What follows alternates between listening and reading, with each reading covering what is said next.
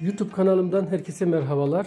Bugünkü videomda teflon bant nasıl doğru sarılır, su sızdırmaması için nasıl sarmamız gerekir bunu paylaşacağım.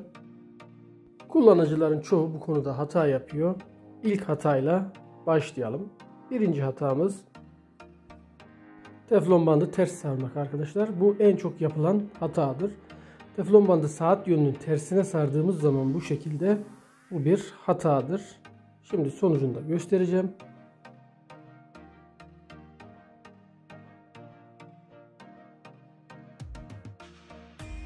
Evet, ters sarılmış bir teflon bandı bakın bu şekilde taktığımız zaman bant sıyrılıyor arkadaşlar. Gördüğünüz gibi bandın bu şekilde sıyrılması da su kaçaklarına neden olabiliyor. Şimdi doğrusunu göstereceğim. Bunu çıkarıyorum. Doğrusu bu şekilde arkadaşlar. Teflon bandı saat yönüne sarmamız lazım. Saat yönüne sardığımız zaman musluğu çevirme yönüne sarmış olduğumuz için aynı yön olduğundan bantta herhangi bir sıyrılma olmuyor. Onu da şöyle göstermek istiyorum. Bakın. Sarma yönüyle çevirme yönü aynı olduğu için herhangi bir sıyrılma olmayacaktır.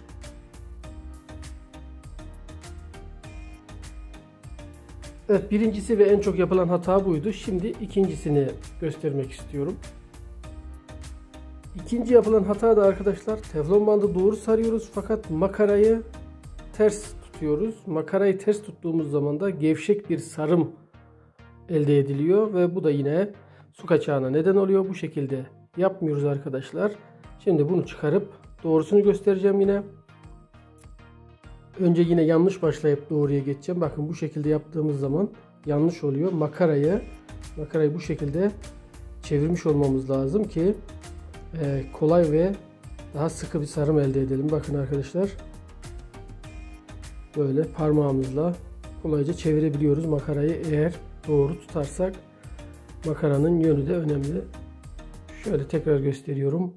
Ters tuttuğumuz zaman bu şekilde gevşek bir sarım oluyor. Bu şekilde tuttuğumuz zaman da doğru bir sarım elde etmiş oluyoruz.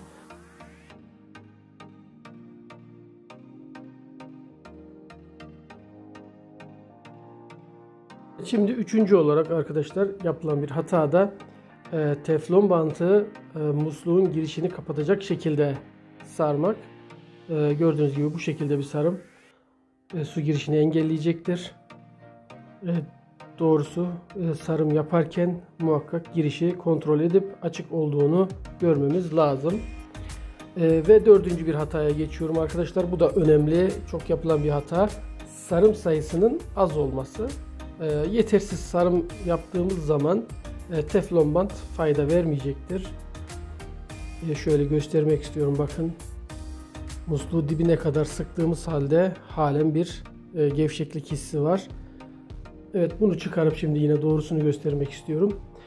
Arkadaşlar en az 10 tur sarıyorum ben. Yani belli bir kalınlığa ulaşması lazım. Aşırı sarım da çatlatmaya neden olabilir. Onun için aşırı sarmıyoruz. 8-10 tur arası idealdir teflon bantın kalınlığına göre. Şu anki gördüğümüz sarım yeterli.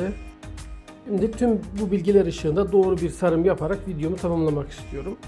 Önce musluğumuzun dişindeki kalıntıları temizliyoruz.